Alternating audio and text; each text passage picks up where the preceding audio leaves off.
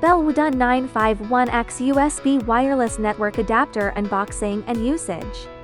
First, look at the front of the packaging. You can see the network adapter model and physical picture, as well as related functions.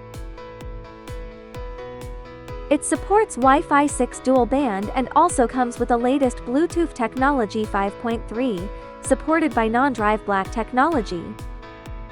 We can open it up and see. The network adapter is fixed in the card slot to prevent transportation collisions. The overall color scheme is black, and the shell is made of exquisite frosted material. Remove the protective cap and use the standard USB interface. Connect to the computer to see the effect. Connect the USB port of the network card to the computer. After installing the network card, Wi-Fi and Bluetooth functions will be displayed in the lower right corner. That's the end of this video.